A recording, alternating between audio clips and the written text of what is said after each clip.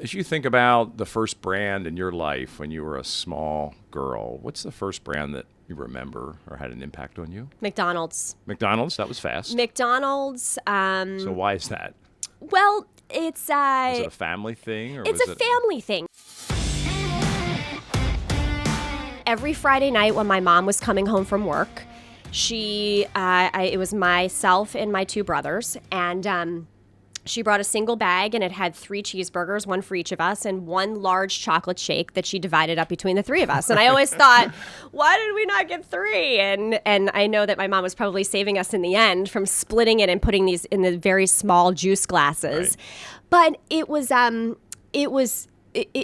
just such a special moment because it was a treat for us. Oh, Mom's bringing home McDonald's tonight for dinner. And a single Friday night, right? Right. And you know, Mom was home. Where every other day of the week it was like pork chops and, you know, broccoli or Brussels sprouts or whatever it was that we were consuming on the other awful days of the week.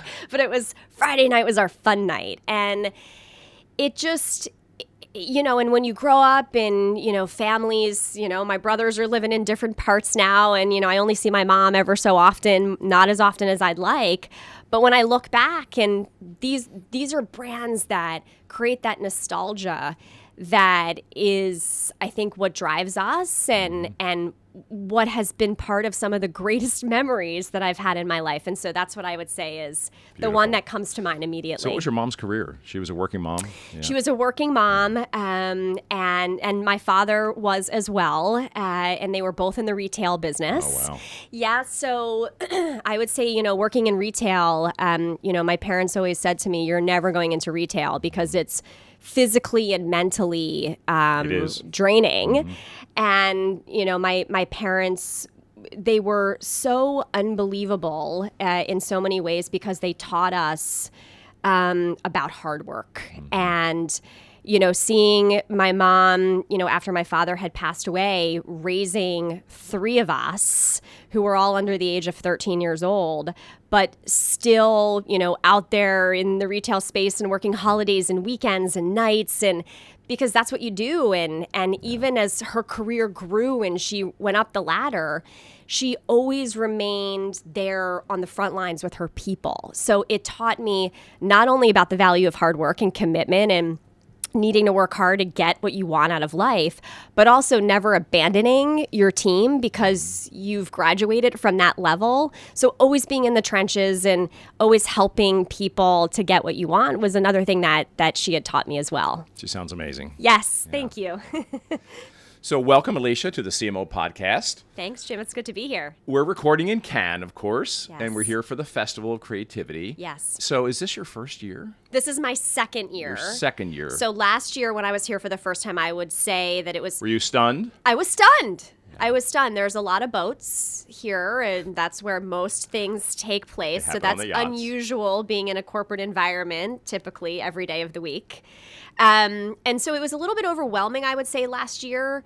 And so this year, I'm kind of taking it all in a bit more and getting out there a bit more as well. So how would you describe Cannes to your mother?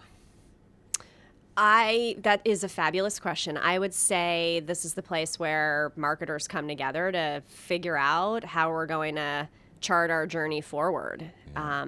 And I'd say that there's definitely some rosé involved in that, but some creativity. Frozen rosé too. I had frozen rosé this year for the first time. Ooh, yeah. I saw them giving out a lot of frozen. Yeah. You tried that? Yeah, it was good. Was it? It's actually really good. I need to try that. Yeah. Okay. Maybe we should launch that in the U.S. We need to. At every event from here on out, we need a frozen alcoholic beverage. Sounds good. Sounds good. So anyway, so this is your second year. So how's the experience different for you the second year? You said you're kind of more calm, you're taking it in stride, but what's and I've been diving in a bit more. I think last year I was observing a lot to try to figure out, okay, and it's not just my first time here, but for our brand to show up here for the first time was last year. And so I was really observing, really understanding how individuals were showing up and where they were finding value, and then how brands were showing up and what their objectives were here to then try to figure out, okay, well, if SAP is going to show up in Cannes the previous year, how will SAP be here? So as a brand, what would we do? And then what would I do and how would I spend my time? And so I have found myself, as well as SAP, becoming more involved, getting involved in a lot of the programmatic activity that's happening, becoming a part of a lot of the community discussions that are happening here, part of the incredible movements that have happened with the Female Quotient Lounge, the new Goals House that we built with Deloitte this year, we're super excited about. So just immersing ourselves more in things that are really authentic to our brand. That sounds fantastic. Yeah. So what has struck you this year? I mean, what has been remarkable so far? We're 3 days into the festival. Has there been a presentation or a person or a piece of work or a discussion that you think was pretty remarkable so far? I would say that the discussions are the most valuable for me. I think there's 2 things I've found. As a marketing community, we all have a lot of things in common. It doesn't matter what company we work for or if we're in B2B or consumer. The problems and the opportunities are typically the same. And that is comforting to understand, and that's why I love the dialogue that I have with so many that are here. I think that the other thing that I've learned is there's so much opportunity that we have as marketing professionals, and the industry on the whole, there's still some question about its overall place within a business, and it's crazy for me to understand that, but I understand the realities of that as well. And I don't think there's any more time than ever when we think of the economy that we live in. We live in an experience economy, and marketers are often the key department within a company that can be the best representative of the voice of the customer. And with how much data is evolving, with how much more we need to put focus on privacy and trust, marketers have a real opportunity to grab hold of our roles and say, this is what we do, and this is how marketers can contribute to the growth of organizations. And that is invigorating to me because it's a topic on the table. I think it's no better time than ever for marketers to lead, and that's what I have found is really inspiring about my time here so far. Well, you and I were in a meeting earlier today with some of the top CMOs of the world talking about the future of marketing and some of the challenges and issues. Why do you think that marketing in each company is so different?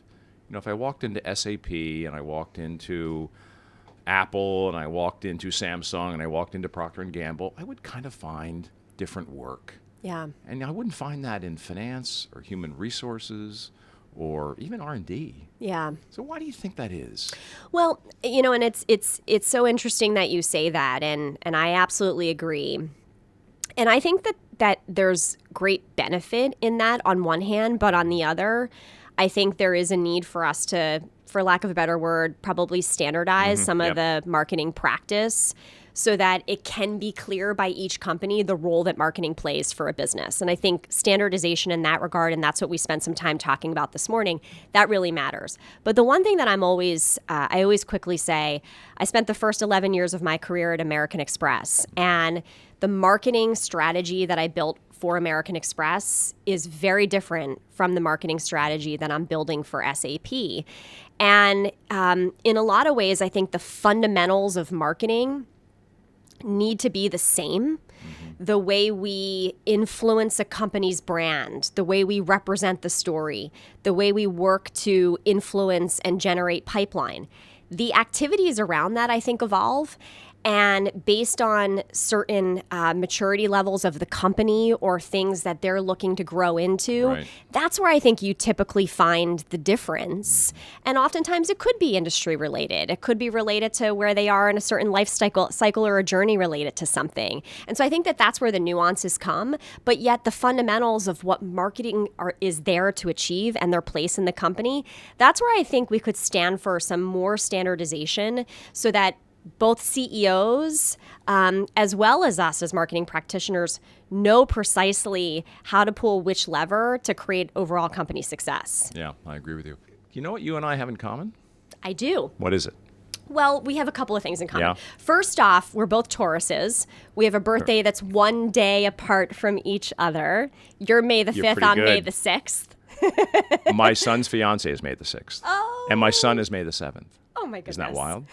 And they're getting married this summer. Oh, fantastic. Yeah. Well, my wedding anniversary is actually May the 5th. And when my husband and I were deciding on our wedding date, he said, is May the 5th okay? I says, yeah, but we'll have a wedding anniversary, we'll have my birthday, and then we'll have Mother's Day. So we need to make sure we still get 3 gifts here. Anything, right? Yeah. These don't get bundled. We still need 3. Yeah. So he's held true to that promise still. And the other thing we have in common is we both believe in the power of purpose when it comes to building successful brands. And it's something that I have admired so much about you. The first time we met was when I was part of the CMO program at Kellogg, and you came in and spoke with us, and that was at the core of your presentation. And it was actually prior to me getting promoted into the role as CMO of SAP, which happened a few months after I heard you speak. And I will tell you that when I first came into the role to become the CMO, the very first thing I did was talk about the purpose of our brand. And, the reality is people buy one thing today, and they buy authenticity. And you can't manufacture authenticity. And I know that you believe the same. And looking back on why SAP was created 47 years ago is at the heart of the narrative that I took the lead on to create for the company. And I know that that is absolutely the way that you've built companies too, and how you're working to advise companies today. And it's just been so meaningful to me, and I think the most special thing that we have in common. Yeah. Well, Alicia, you refer to the Kellogg program, and that's for our listeners, that's a 4-day CMO development program for kind of emerging CMOs, and it's done at the Kellogg School at Northwestern once a year. So what's one leadership lesson you took from that, just curiously, that's helped you as you became a CMO? I would say it really comes back to the power of purpose, for certain. Yep. And also the power of storytelling. I heard from so many great leaders and professors, including yourself, who came in and more often than not, when they talked about their success, it was always rooted in a story.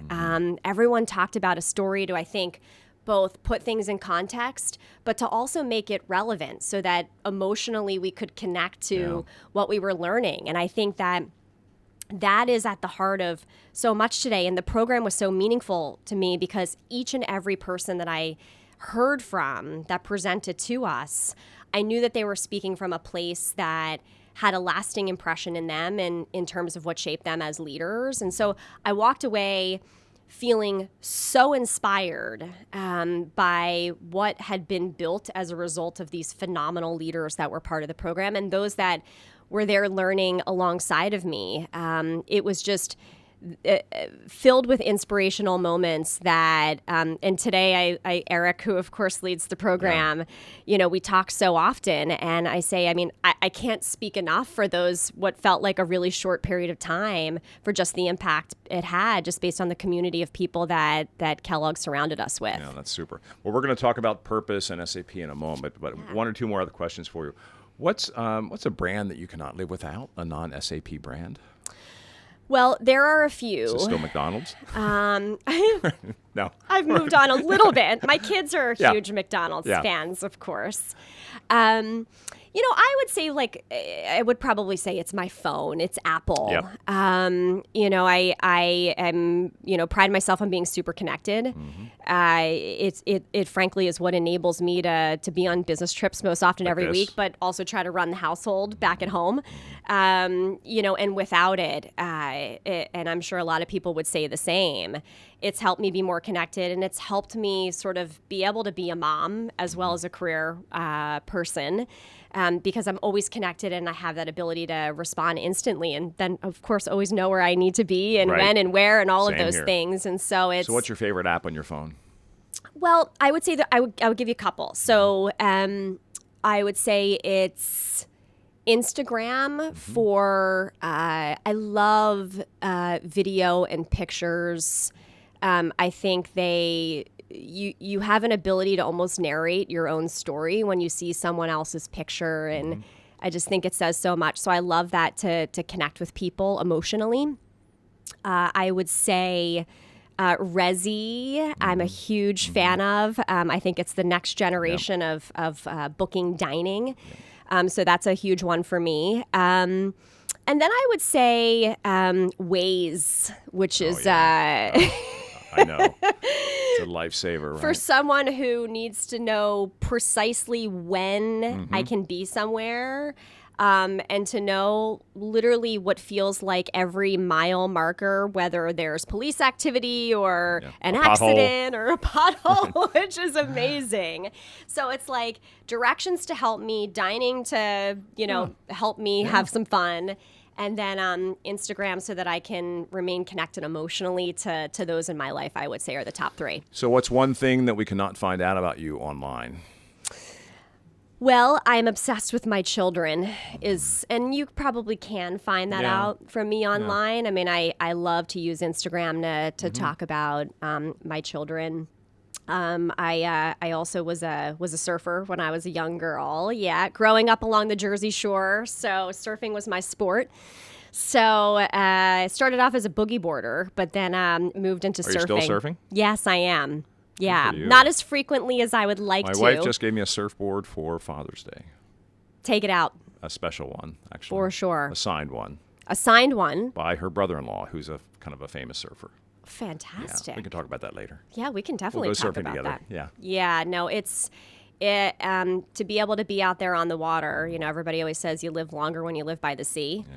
And I'm just a believer in that, and it's a way to help you think, and it's sport, so you're like physically helping yourself too. But yeah, most people would not find out about that. I don't really talk online about that, so that's one little tip as well. Well, the other thing we have in common, we both went to small liberal arts colleges in Pennsylvania. Yes. Yeah, so there's the third or fourth thing. Okay. So, could you describe SAP to me? Actually, describe it as if you were in your kid's classroom. Yeah. What do you tell if you went in to make a half hour or a 5-minute talk about SAP, how would you start that? Yeah, at my kids' ages, they'll give me about 30 seconds. Yeah, right. Okay, 30 seconds days. We help technology to solve problems in the world. And one of the problems that I often talk with my kids about is my kids have a huge affinity to animals. And we have a significant challenge in South Africa with poaching. It's something that obviously gets reported on quite frequently in the news with the poaching challenges that we have. And one of our customers actually uses SAP technology to solve the poaching challenge that we have in South Africa by creating, we actually embed technology into thousands of elephants in South Africa. And we can track when they're moving too closely into poaching zones so that we can move elephants away. And we also send signals immediately to the authorities when we can sense that that type of activity is happening as well. And when I talk about the fact that, mom is helping to save animals, it's immediately, it's something that they can understand. And quite frankly, I will tell you, that's no different from how I feel we need to be telling our story to anybody. Right. The same kind of emotional connection. Because that's what matters today. I mean, I know that you believe the same thing. And SAP builds technology to help companies run better across their infrastructure and their operations. But at the end of the day, what's that sort of higher purpose? If companies run better, what do they have an ability to do? And they have the ability to change things in the world, which is always about why they were founded in the first place. And so that's what I spend the time talking with the kids about. So I want to talk about this journey you've been on. In 2018, I think, you kind of redid the brand narrative, right? You affirmed your purpose or maybe added some, deeper relevance to it. And you came out with a story, this ad with Clive Owens. I remember it. I still watch it. I think it's a beautiful story. And I think it made me interested in your company, made me feel connected to it. So I would like you to tell us kind of why you took that journey to kind of sharpen the narrative. How was it hard? Did you make mistakes? How did you bring people with you? What difference has it made? So just for our listeners, tell us what you learned and where are you on that journey now, and what do you think remains to be done? So I became the CMO of SAP about 2 years ago. Yep. And I remember when my CEO, Bill McDermott, was introducing me to the company in this new role. He said, and Alicia, you're going to help us to become one of the 10 most valuable brands in the world. And he said this in front of, at the time, 75,000 employees. And I At thought that to time, myself, you were probably not in the top 50? we were 21 at the time. 21, okay. So my first thought, okay. as I was thinking, is where are we right now? Yeah. That was So he wanted you to jump thought number one. And the top 10 is you're up there with. Well, you're up there with all consumer brands. Yeah. You are up there with household tough. brands. Yep. High frequency brands, right? Yeah. And so that was my first. Well, one thing I will say. Great goal. It's a great. And I am motivated by the BHAGs, right? The big, hairy, audacious goals. Like, that is my thing. And so I went away and I first said, well, where are we now? And then the second thing I looked at is, well, who is in the top 10? And not only are they your largest companies in the world, but they are also your most known brands.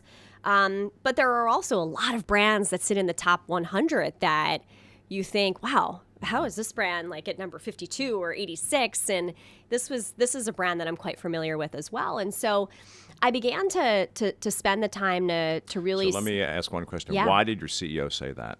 Why was it important for him to have you in the top 10 most valuable brands?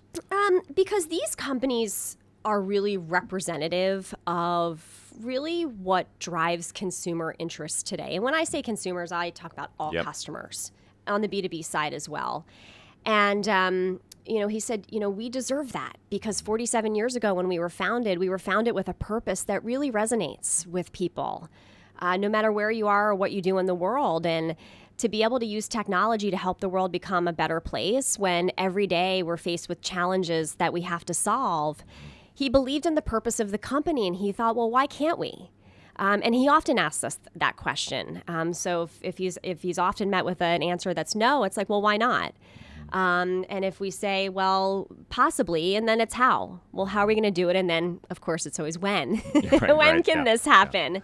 And also because he wants to create a workforce that is continuously inspired.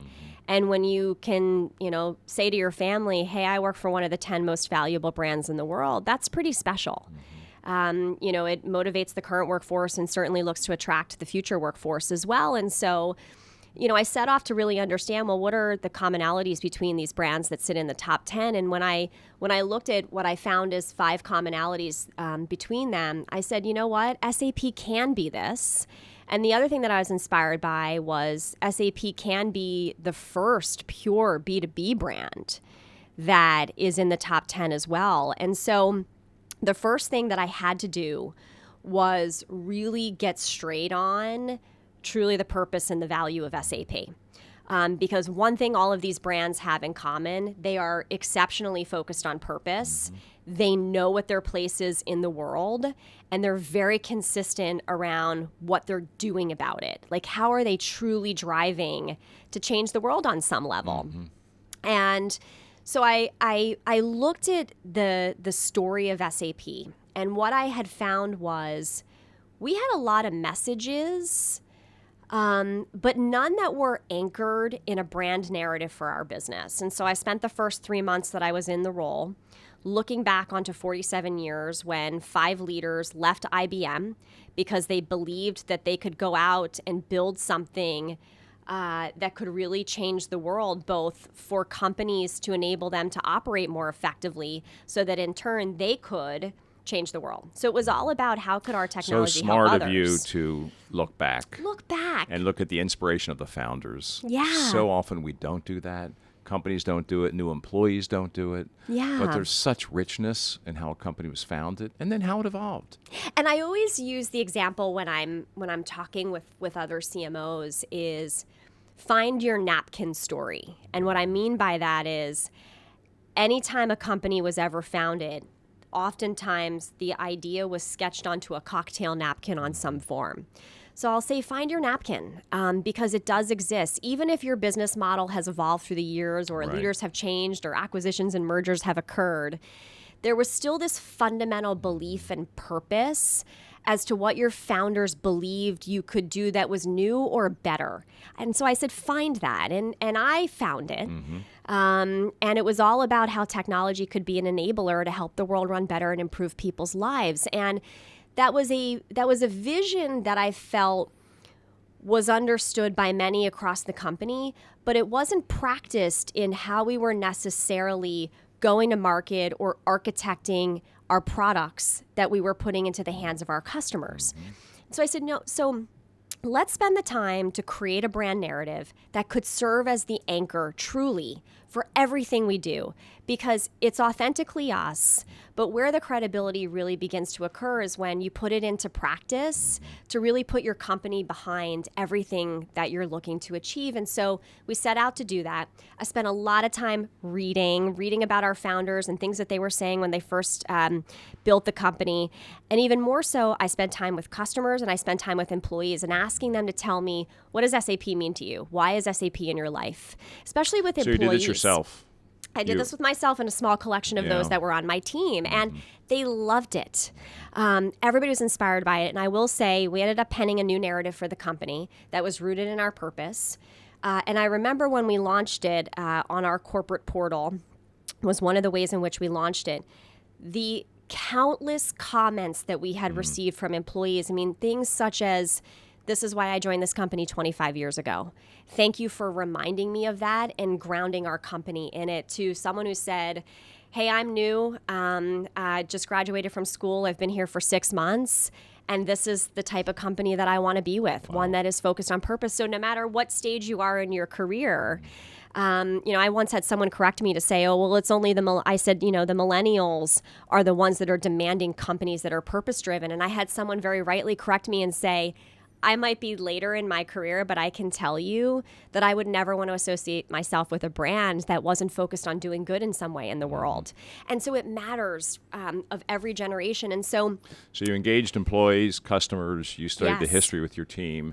So it was very social before you came out with it. So tell me how you then sort of introduced it.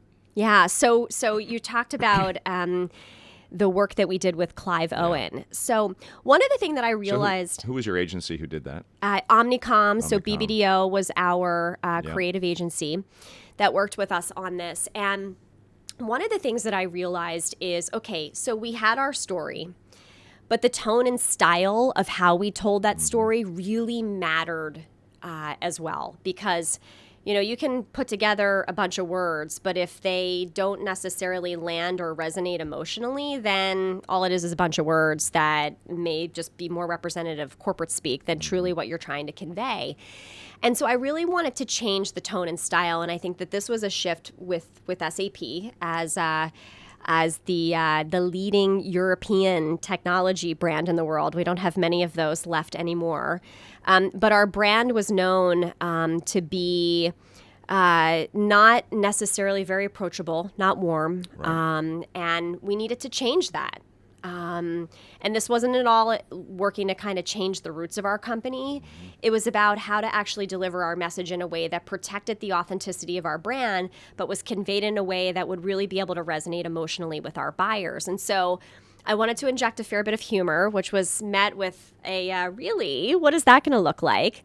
And I also wanted to talk about topics that mattered, not necessarily your typical B2B topics you're trying to solve, which are saving, service, and control, right? All of those corporate objectives that we're working to support. But no. Once we solve that, what does it ultimately enable our customers to deliver to their customers across the 25 industries we support in? Why is this important? Yeah, and how do we kind of take the story further? I mean, oftentimes we stop at the decision maker and the corporate goals, and I said, no, let's take it all the way down to the value of every interaction someone has with SAP technology. Let's tell the story in the way that they're going to understand it. And so that was a big brain exercise, both for the agency as well as for us as a team and as a company overall. We really had to kind of think past the fundamentals of B2B marketing and really put ourselves into the minds of any user of SAP technology that's coming in contact with it in some way. And that's a lot of people. How many people come in contact with your technology around the world? 77% of the world's transactions touch SAP software in some way. It's almost everyone who works in an organization. It's almost everyone. Yeah. But yet, despite that mass population that we touch, on the whole, people don't really understand what SAP does.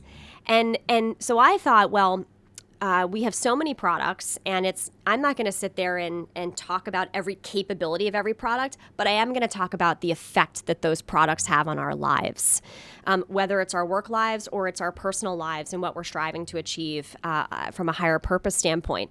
We did a TV spot. Clive Owen was someone that our CEO fell in love with. He is charming. He's great in that spot. He's quite charming. Yeah. And but he had conviction in that spot. You know? He did. And the beauty of what we did when we wrote that spot is we talked about issues of importance. We talked about the poaching challenge with elephants in South Africa.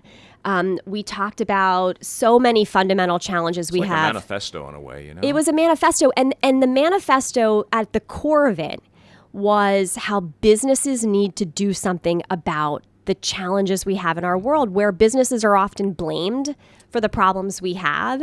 And what we did as a result of that, the tagline of SAP historically has always been known as the best run businesses run SAP. So very rooted in operational technology.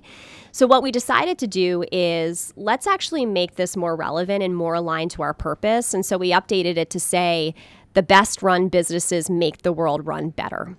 And subtle but important change. Because that's what it's all about. I mean, our last statement was more about what we as SAP help companies become, which is best run, running operationally very sound. But our decision was, well, okay, let's assume we've done that, but what does that enable them to do? And what is the obligation that they have and the purpose that they have? And at the end of the day, as I said earlier, so much of what companies are in the business of is helping to solve a challenge on some level, somewhere in the world, and maybe at to the world at large. And if we can help enable that, then they're helping the world become a better place. And that's what that was all about, and what all of the surrounding campaign assets were focused on as well. Yeah, it's amazing. And you've jumped now to what, the 16th most valuable brand? 5 spots in 2 years. 5 spots in 2 years. You're halfway there. Yes, we're almost there. So congratulations. Thank you. Yeah. Thank you. That's great. It's getting a little harder, though, once I know. we start Call to me get when you into hit that 10, zone. and we'll have another podcast. Woo! We'll have another session. So I want to get even a little bit more personal. You were 11 years at American Express? 11 years. And you came to SAP about 2 years ago. So tell me about that. You had a great career at a great brand. Yes. So what was that decision like, and why did you do it? Mm-hmm. And were you prepared for the move to SAP and taking on this responsibility as CMO? Yeah, I mean, I always like to say, you know, I learned how to be a marketer with one of the best marketing brands on the planet. I agree with that. And, you know, I started there, you know, young, and, you know, I had a lot to learn. And I just immersed myself for 11 years. And, you know, it's one of those, I mean, you know, often when we have long... John Hayes was the CMO when you joined. John Hayes was the CMO, and I came in through an acquisition. So when I first joined American Express, where they first wanted me to focus is to build up the public relations, communications, investor relations team. And so I spent a great deal of time doing that. And then as I worked to build that up for the travel services business, I wanted to also do the same on the marketing side, because I felt that we were lacking in a lot of the strong capabilities that were needed that we had on the consumer side of the business that we didn't necessarily have for the travel pieces, which was such a core part of American Express. And so, you know, I wanted to really kind of right size what we needed to do. And so I spent a lot of time very early in my career building talent, building capabilities, introduced the first marketing automation technology into American Express, built the first social network in American Express. And so I was learning like you and had growing. Bosses who let you run, right? For certain. Yeah. Led by Ken Chenault, who is one of the best. He is one of the best. He was on the Procter & Gamble board. Oh, Yeah, I so mean, I got to know him phenomenal through that. leader. Ed Gilligan is who brought me into the company, who was our chairman of the company at the time and ran mostly the B2B side of American Express. And so these were phenomenal leaders who believed in me and took a chance on me. I mean, I came in from an acquired company, and they kind of asked me to lead some pretty significant functions within the company, which doesn't happen that often, especially for very significant and well-established brands. So I grew and grew and learned and learned. That's really hard to come in through an acquired company and take on projects on the big brand. Yes. So how did you deal with that? It was a different culture, right? You were unknown. Yeah. And what lessons do you have about how you got credibility? Yes. How you were trusted? Yes. I would say, and I don't think it's any different from any big company. It's hard when you come in from the outside into a very well-established, highly matrixed organization. Because big companies are rooted in a very strong culture. There are absolutely certain ways of doing things. And oftentimes people get hired new into companies and they're put into big roles because the leaders of those companies want to see change, but the culture of the organization doesn't necessarily embrace those ideas. And I don't know what it was, and maybe it was how I was brought up, watching my parents and their work ethic. But one of the things that has always been a strong trait of mine, I can have amazing ideas and a lot of energy and a lot of passion, but I never go at anything just by myself. Team approach. Yeah, inclusive. and I come to every discussion with saying, I have a great idea. And I'll say to the team, so what do you think?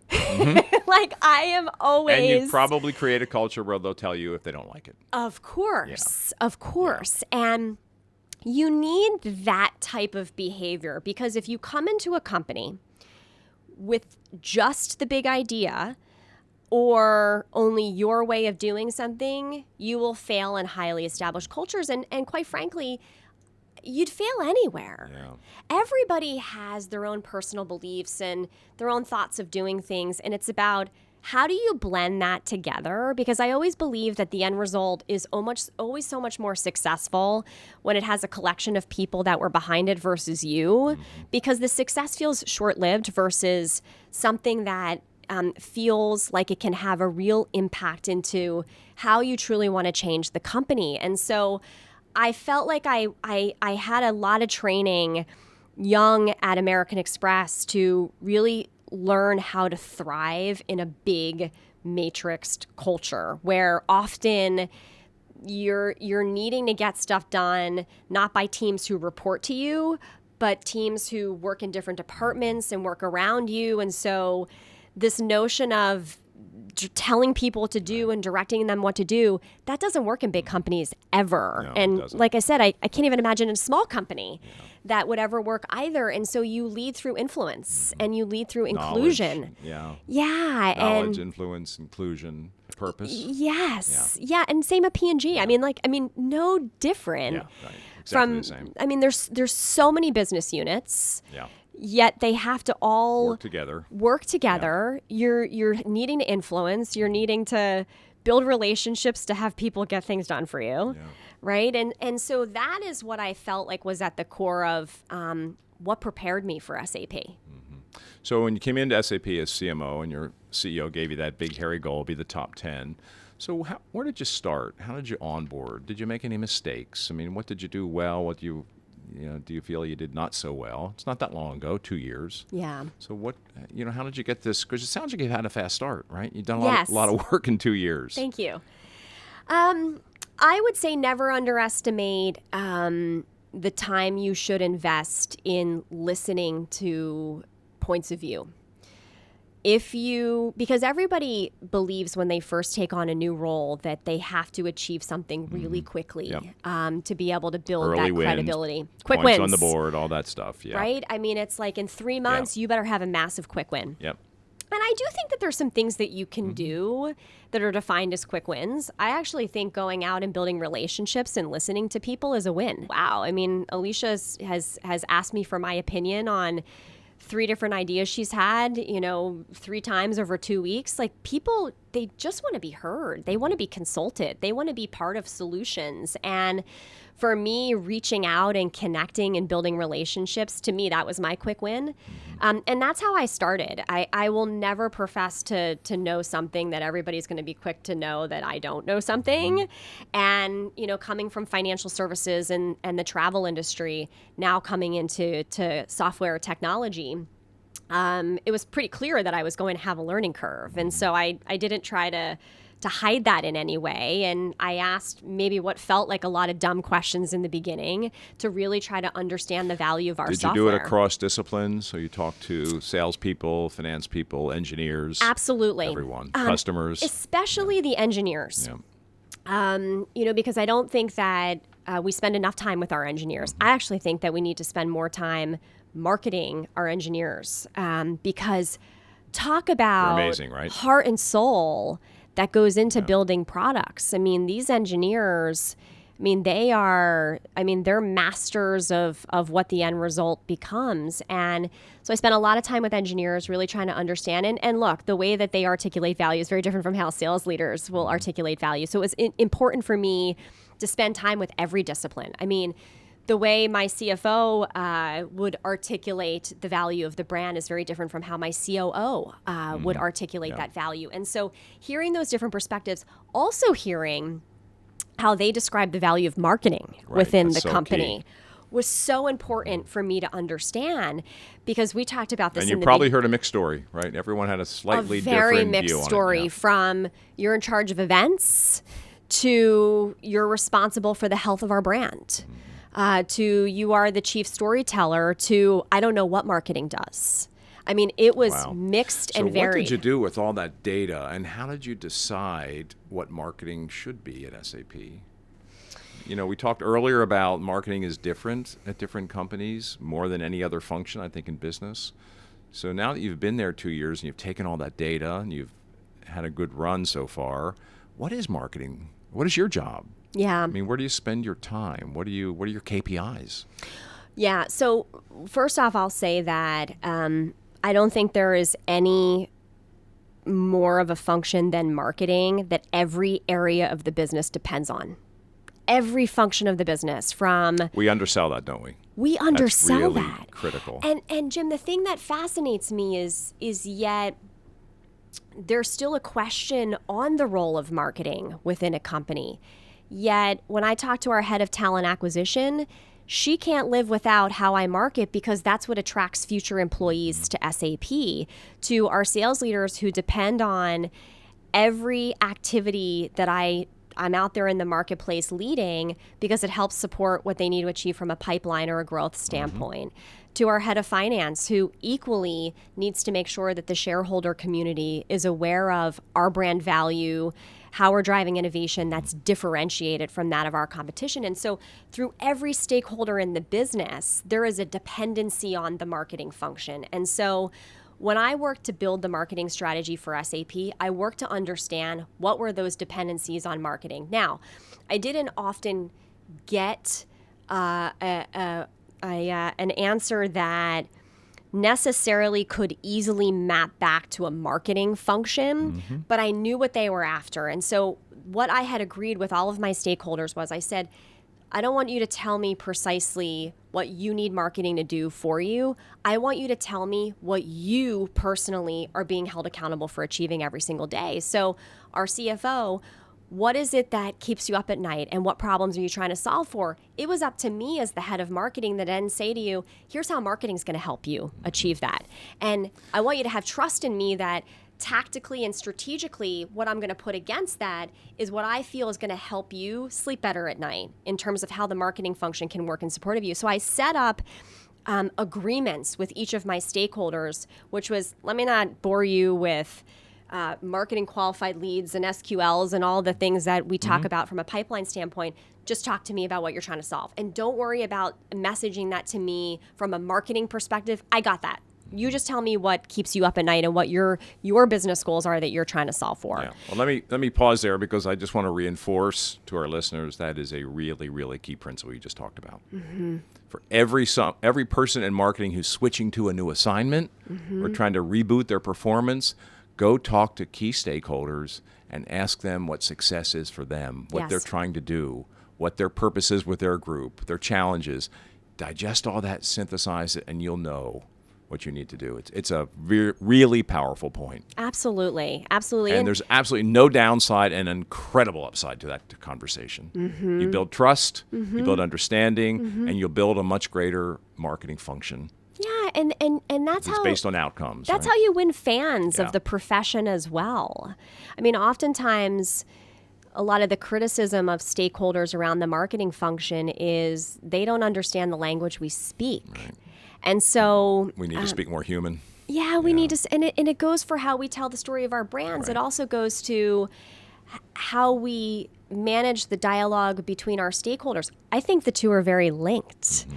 I think I would absolutely. And I don't know if there's ever a study on this, but I would say that the brands that are seen as being the most connected to their consumers, I would almost guarantee that the marketing organization has an ability to speak the language of their stakeholders and absolutely has a seat at the table in their companies. And when we try to constantly sort of understand why marketers don't have the seat as much as they need to, I think we need to really think about how well we're connecting with our stakeholders, which then can have that ultimate effect on how well the growth aspirations of our companies are being achieved. Mm-hmm. So what do you feel your special gift is as a leader, and what are you still working on? I mean, I probably could deduce that from our discussion, but if you could crystallize what you feel your special gift is. I'm very passionate. Mm-hmm. I find that passion is something we all have, but not everybody has found the way to ignite that. And I think that not only do I have that, but I have the ability to ignite that in others. And it kind of bridges into then what I would say my other strength would be is I'm inclusive. And I think that when you can practice how well you're including people as part of the dialogue, that's where you ignite passion. Yeah. When people feel like they can be heard, and that's when their ideas start to come out. They're part of the team. Yeah. So that's what I would say I'm proud of. That would be my strengths. In terms of what I'm still trying to work on is, how do I really help people understand accountability? I mean, it's often what kind of keeps me up at night, which is sometimes I find that people think that something else is somebody else's job. Mm-hmm. And it's a problem in every matrix organization. Yes. Yeah, and there's no perfect answer to that, but we have to keep working it. We have a lot of big business cards in companies. Mm-hmm. Yet there are times where I get frustrated because the accountability doesn't seem as high as the size and the number of business cards we have throughout a company. And I haven't cracked yet. How can I help lead that better? And often it's by role modeling. It's and I feel like throughout my entire career, I practice everything that's certainly on my job description, but there's probably 95% of what I do just never appeared there because I was creating it along the way. I was always the first hand raiser in a room when somebody wanted to volunteer for something. I was always first person in the office and last one to leave. And to me, I think that's a big part of where my upbringing came in. But I also think that that's where you breed accountability. And that's what I need to work on, because I take responsibility for that as a leader. Yeah. That how do I continue to help people understand the definition of accountability? And quite frankly, I think it's personally and professionally, they're no different. Like, how do we take more accountability, which then leads to a lot of the challenge we have in the world too, if you keep kind of laddering this all up. I think so much of it is an accountability issue that we have to solve for. Yeah, I agree. So you want to be a top 10 brand. Yes. So tell me 2 or 3 other crucial KPIs for you as you're in this role for several more years, I hope. What would be success for you, the KPIs? I think revenue is a KPI Sure. that marketers have to spend more time on. Yep. We spend a lot of time measuring activities, Right. and not enough time measuring contribution to revenue. So I think that, really helping, again, back to accountability. We don't just create opportunities and then hand them off. How do we see them through? And I think also, so that's one, we got to focus stronger on revenue, and that is a very strong KPI that I have. I think that marketers also have to play a deeper role across the entire customer life cycle, and that relates to retention as well. Oftentimes I have found, and it's not just a marketing problem, I think it's across every discipline within a company, we spend a lot of time on the acquisition of a customer, but not nearly as much time on the retention of that customer. And so we talk about that a lot, and so retention is becoming another strong KPI that I'm putting in place for the marketers as well. The other thing that I look at is I look at our employee engagement scores. Employee engagement scores overall as a company. And it's both obviously loyalty that we look at on the customer side. So NPS is something that we manage to as marketers. So acquisition of new customers, net promoter score, retention of our customer base.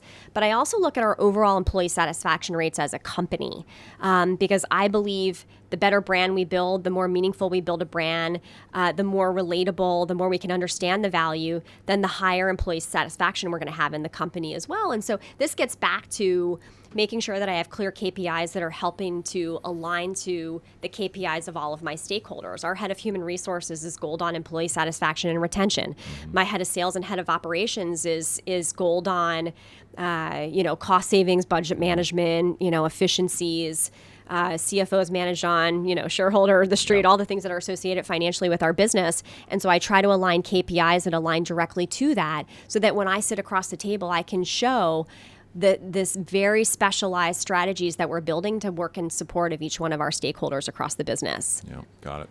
So how do you're in a fast-moving business, right? You're in an important business, a big business. How do you stay sharp, fresh, creative, vital?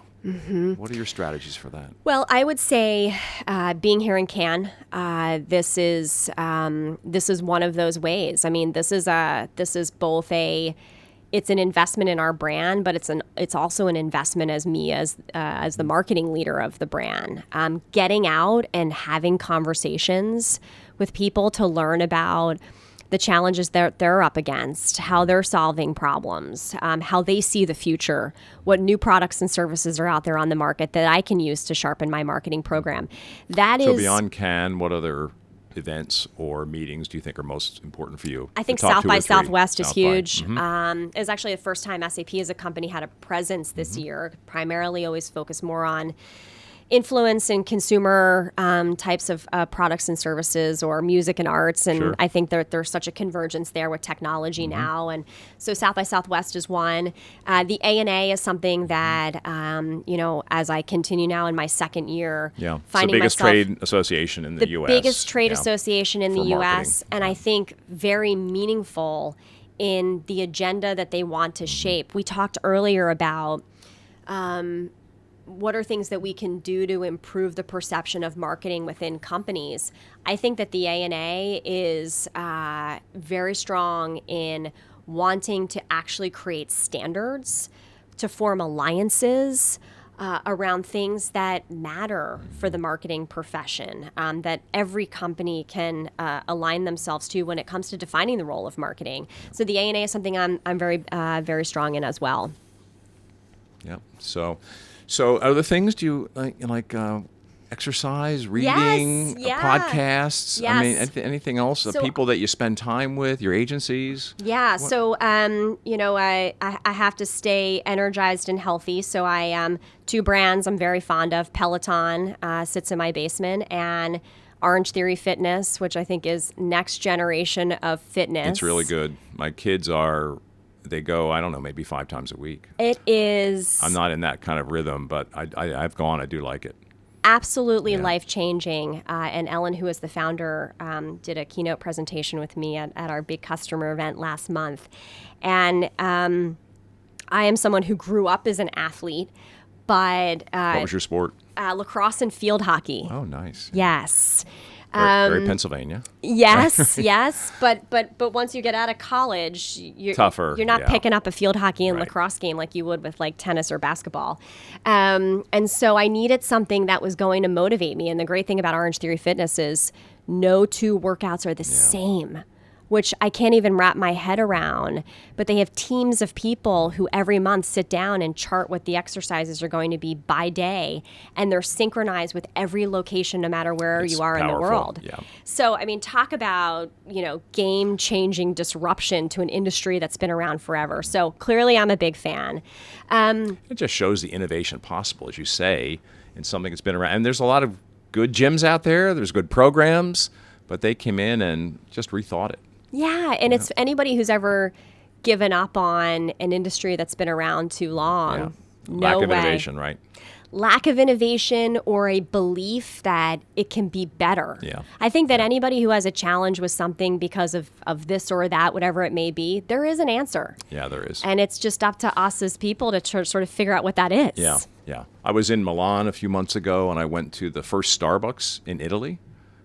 And it's a roastery, and it's not just a roastery. I mean, it is an unbelievable experience. Yeah. And they never went into Italy because they didn't think they could do it in the kind of the home of coffee. But they just totally rethought what a coffee house could be. Mm-hmm. And I mean, it blew me away. It's like they did in coffee what Orange Theory did in fitness. Yeah. So it's just kind of a failure of imagination, right? I like that. Failure of imagination. And we all have it. We all have that gift of imagination. We do. It started when we were children. We always, they're kind of imagining. I talked to the what Lego could be. CMO earlier this week here in Cannes. She came to speak to our young marketing class, and she talked about that, about the creativity and imagination and the problem-solving skills that children inherently have. And there is a fabulous brand with Lego. Yeah. A brand that was iconic a while ago, and then you kind of didn't hear much from them, and then they came back and have just dominated the toy industry. I mean, it is a incredible brand that has proven that you absolutely can reinvent yourself and then be a leader. And they have a simple story. It's all about purpose. It's all about children. It's all about, inspiring the builders of tomorrow. Yeah. And their KPIs are around children's play and doing good for the planet, doing good for their people, doing good for their partners. Yeah. They talk about the P's, so a very inspiring story and great for the young marketers to hear it. It's great. I mean, and even, I reflect on it as not only something that was a big part of my childhood, but as just a lesson for marketers about absolutely reinvention and purpose and why that matters and how it can have an impact, certainly when you think of the growth of the company. Yeah. So you said exercise, Orange Theory, Peloton. So what else do you do to stay fresh? I would say people you hang out with. Yeah. So I would agencies say, that are important or other thought leaders. So I would say influencers. So Clive Owen's a big part of our brand, but we also just signed Carly Kloss, who is our newest brand ambassador. And I chose Carly because she's representative of the newest generation coming into our workforce. But at 26 years old, she's a global supermodel. She's an entrepreneur. She's a television personality.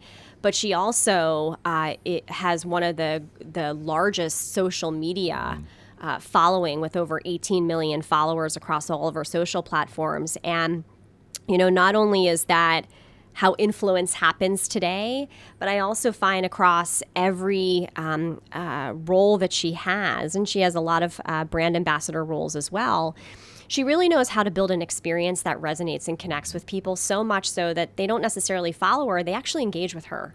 And that is so much of where marketing is going. And so I get a lot of inspiration from Carly, from our influencers that are in our network.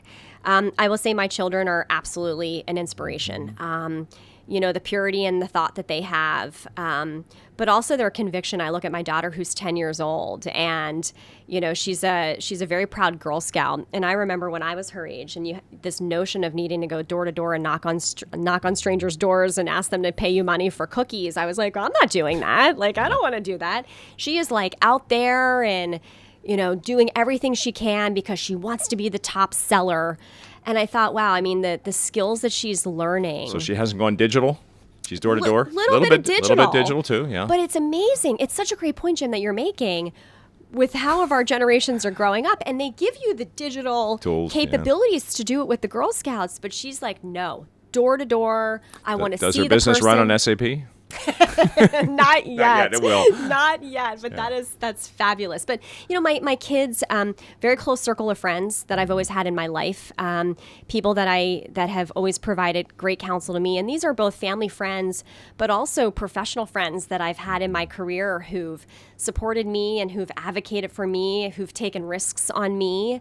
I get so much inspiration from them. I mean, they were willing to take a risk on me, and so clearly they had this ability to sort of see things. And so I learned that, because I think your ability to see things in others that are really going to really amounts to you taking risk. Those are some of the greatest leaders. And I know that when I think of my career, the greatest risks that I've taken in my career are the risks that I've taken on people. And, it's paid off to me. I mean, whether, regardless if it's a new product I created or a new business strategy that I put forward, I've always been the most proud of the people that I've put on projects that they may not have believed that they could do it, but I saw something in them that they could.